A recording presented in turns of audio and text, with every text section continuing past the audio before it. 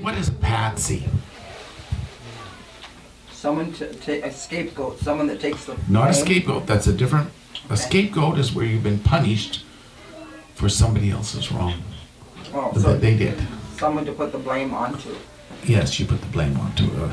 A patsy is a person or thing that is used to shed responsibility onto rather than accepting responsibility for one's choices or words.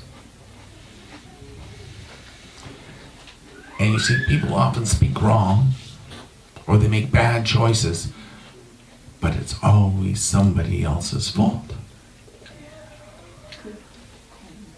And what we have is that it's coming more and more to the forefront that this has to get dealt with. A person using the Patsy label on others will often get attacks that affect eyes, ears, heart, and stomach. You know? Labeling another person as being the cause of your downfall or your failure or your sin doesn't work with God. A victim of Patsy labeling will be attacked by random strikes to the head, impaling rods in the head, boots to the head,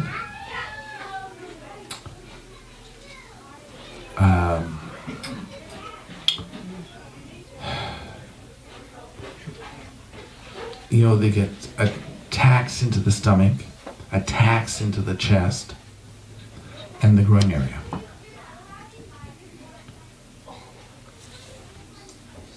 A person using the Patsy syndrome on others will send out weapons to attack other people who are perceived to be responsible for any setback or problem. Most common weapons sent out are death globules, blankets, snakes of toxin, chains of burrs, scorpions, fire ants, and small plague spiders.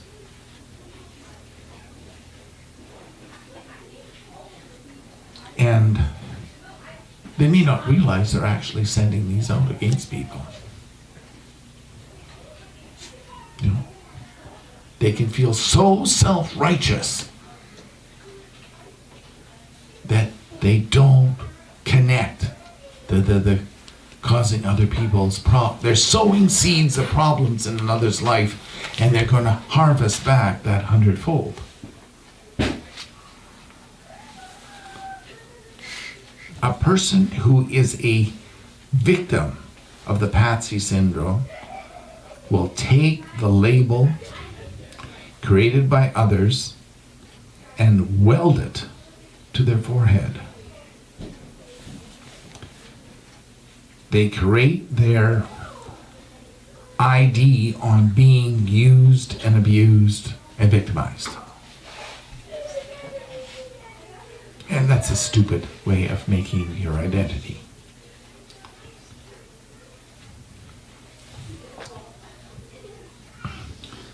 Each time they are victimized by an abuser, they add it into their song and dance justification routine.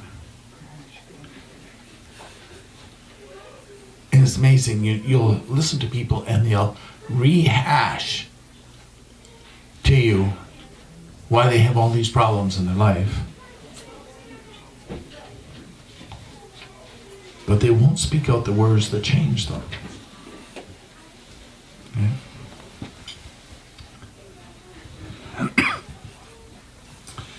Freedom is very hard to achieve because the label, the pain, and the false identity, the anger, and the lack of heartfelt forgiveness blocks them from moving past their past. All they can do is bring up justifications out of their past to say, oh, well, I can't do this, I can't do that, I can't do this other thing. And they don't realize they're creating their own blocks when they do that. And if you do it enough, there's an event that takes place. We'll talk about that in a moment.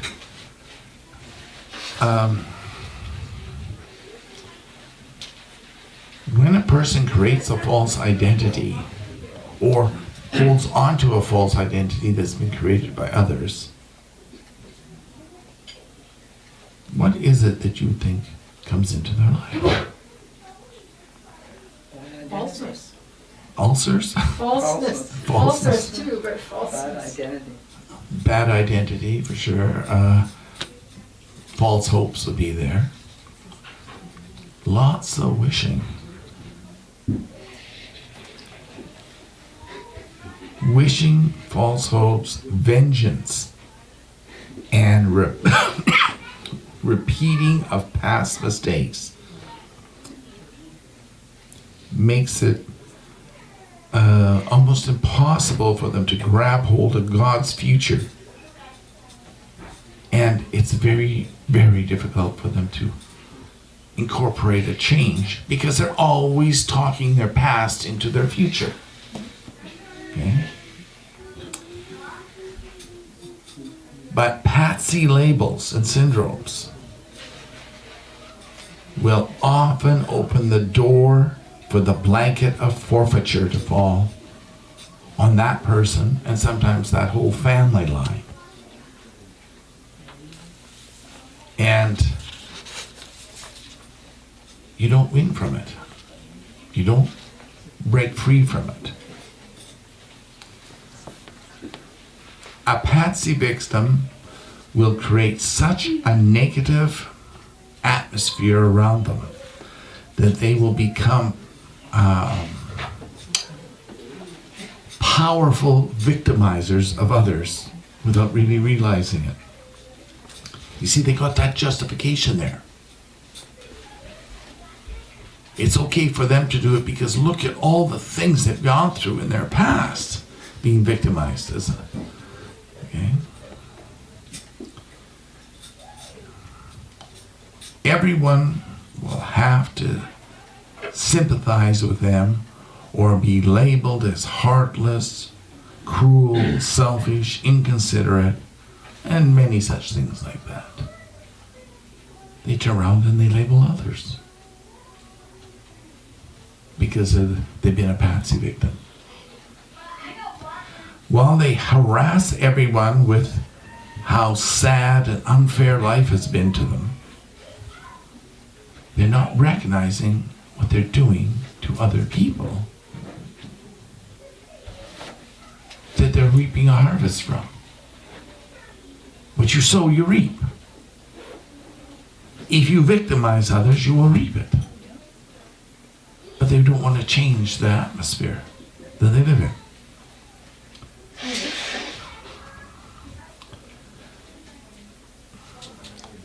Every time they repeat negative past events, the more hopeless and disordered their future becomes. Now you have to understand the power of that.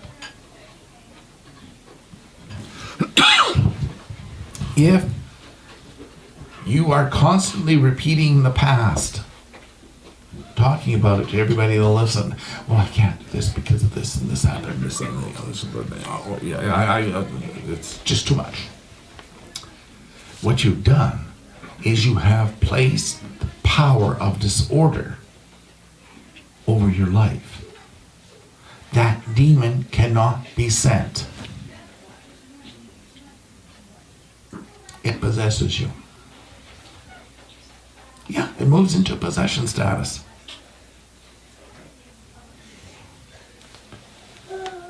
So, the more everything is disordered, the more hopeless you feel. So the more you have to talk about it to make disorder stronger. As they victimize others with their past, they reap waves of negativity back upon themselves and over their future. See, God gave you free will. If you choose to use it against yourself, He can't stop it. Because that's your choice. Until you change your choice, it stands. Okay? It stands. It's unbreakable.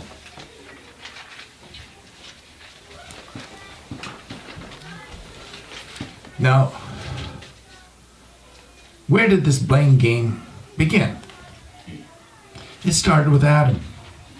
He blamed God for his wife that made him sin.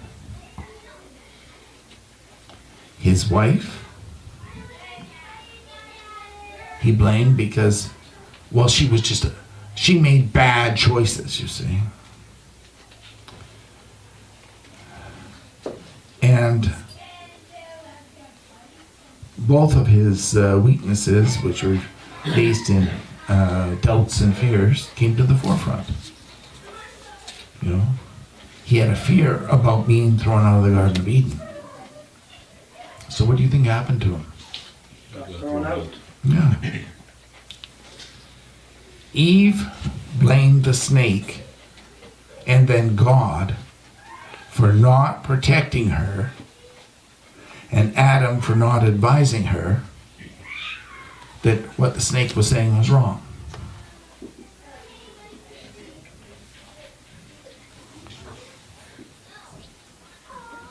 Whenever sin, errors, and mistakes and failures are not admitted to God, then the Patsy syndrome, the blame game, begins. How much is hidden by not willing to acknowledge those weaknesses and shortcomings and sins to our Father so He can help us work with them and get rid of them. See?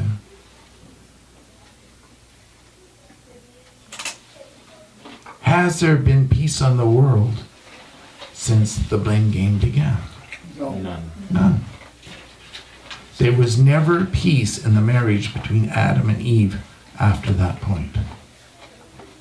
They lived together a long time. And they lived a very long time together. And had many children.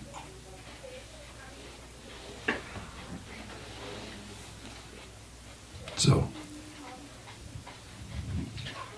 what is it? Is it worth chasing? Is it worth maintaining labels?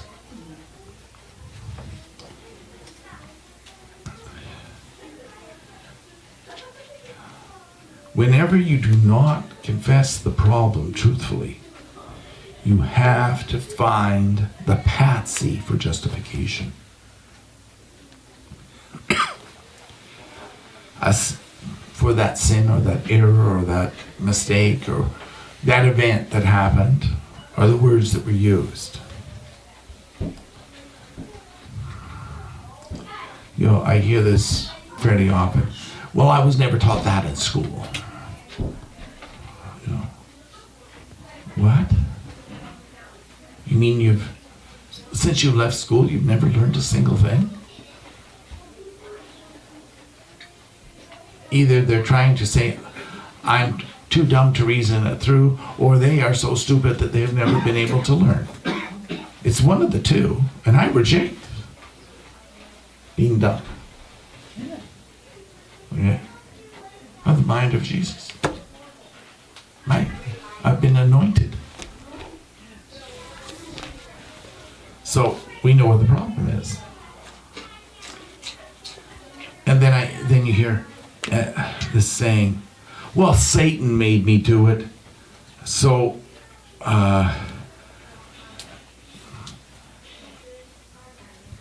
it's not really my fault. It's all has to be Satan's fault.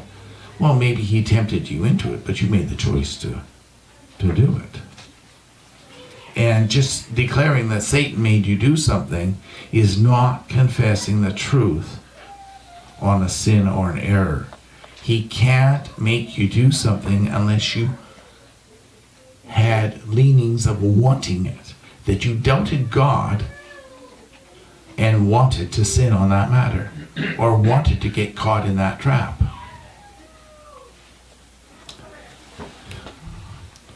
The truth is, we choose to make the wrong choice.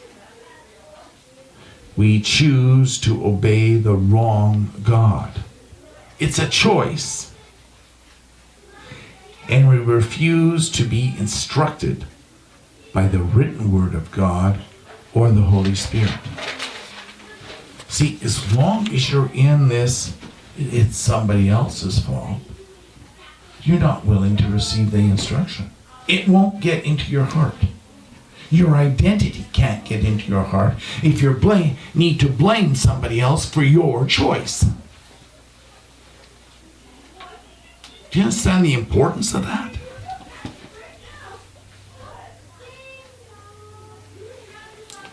Once you make yourself a victim of somebody else, someone or something else, you accept the label upon you. So once you agree to be the victim, you put a label on it.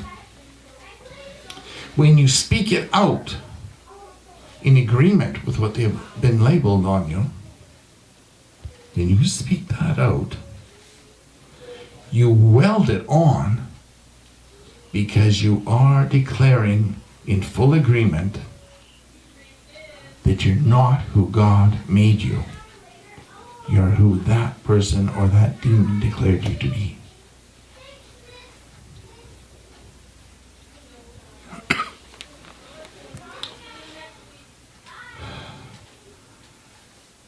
However, you are declaring some other things, 5 of them actually, that you are in an unforgiving state of mind. You don't have the grace of forgiveness working in you. 2, that you are blaming others for your choices and your lack of establishing godly barriers. You know, establishing a godly barrier takes a little bit of work. You gotta put some effort into it.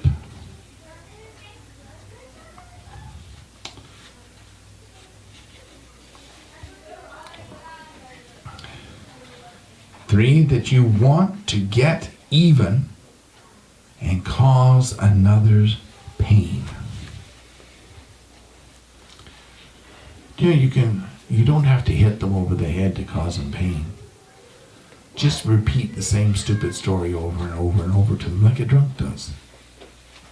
You notice that a drunk, once he gets onto a story, he can repeat it 20, 30, 40, 50, 60 times in an evening and doesn't believe that he told you that story before? Well, that's part of that Patsy syndrome. He's drinking to bury the pain of that point.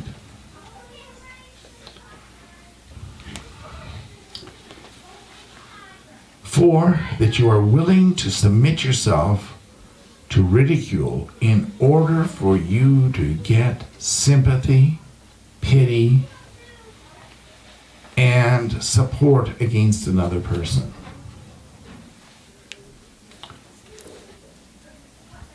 And some people think, well, I'm getting all this attention because I'm being ridiculed. This must be a good thing.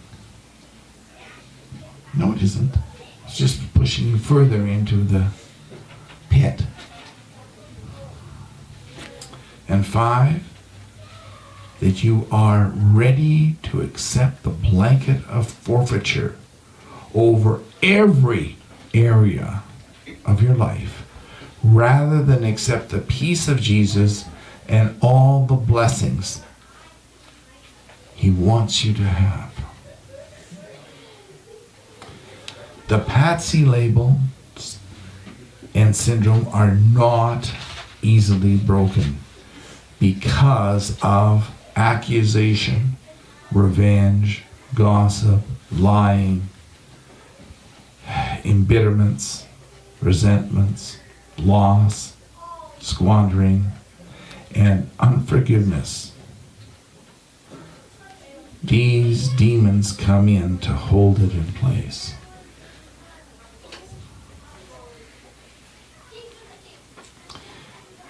But they also make you feel bad about having them there and knowing you can't do anything.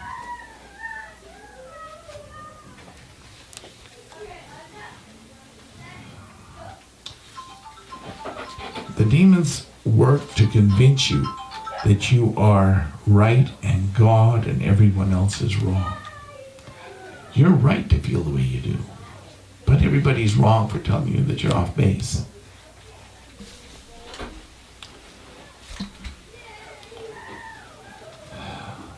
And then, once you're in that position, along comes rape to inflict more of the same pain. Every time you try to escape the Patsy syndrome, the demon of rape takes over and steals something from you.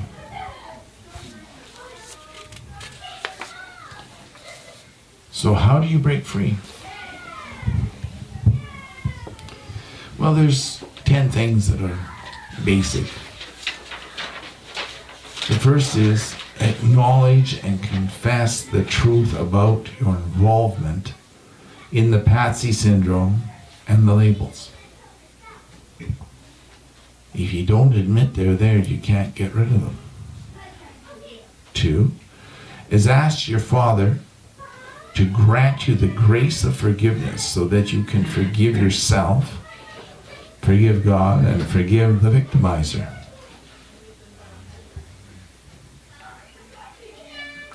Seeking vengeance isn't forgiveness, which I was told recently that it was. She was absolutely sure that when you get vengeance on your enemies, then you can forgive them. No.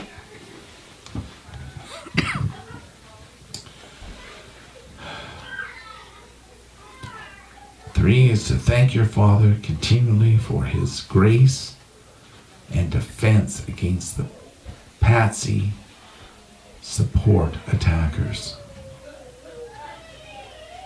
You know, once you wear that label that you're a Patsy, people try and blame you for all their failures.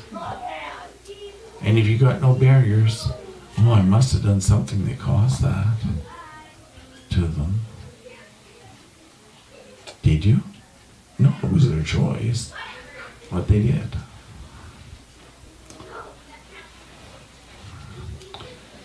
Turn every new blame, accusation, condemnation, and such over to Jesus immediately.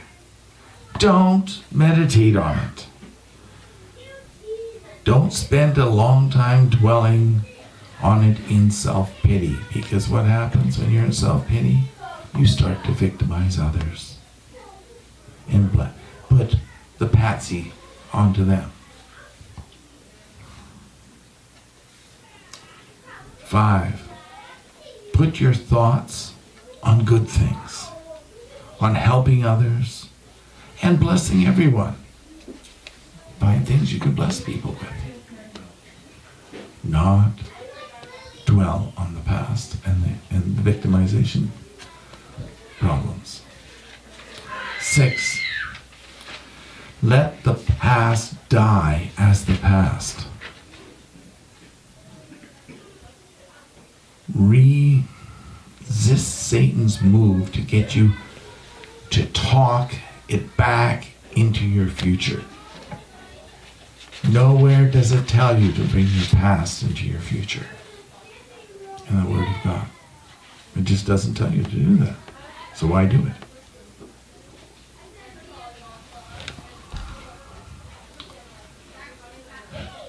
Collect a book of rejoicing, of gratitudes, of thankfulness, and of blessings. The good things. Have a book of those that you can review. Certain people have a way of pushing buttons. If you don't have a defense of a book to resist those buttons, guess what happens?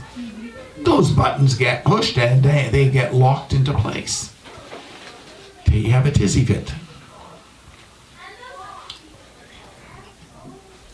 8. Get your ID fixed in Yeshua, Jesus.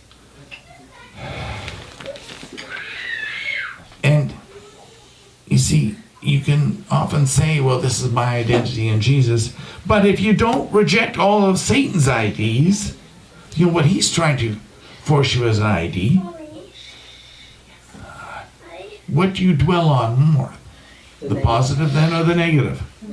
On the negative. So if you don't reject the false IDs, how do you get the good ID to fit in? Okay. Pray, number 9 here is to pray for your enemies, your victimizers, your blamers. Because that's what you were told to do. Pray for them. Bless them. And God can move them. And he says, when you pray for your enemies, the one that is talking against you or blaming you or whatever, hot coals come on their head until they repent. Their head is always burning. 10. Use the new moon laydown times to turn over the Patsy labels and syndrome from your past. And don't accept any new ones. You know, there's people, they lay it down and they turn around and they, boom, accept it back again. They call it back, or they say, oh, well, you know, this has to be what's going to be for me. So we'll pray that you take this into heart and Satan cannot steal it away from you. In Yeshua's name, amen.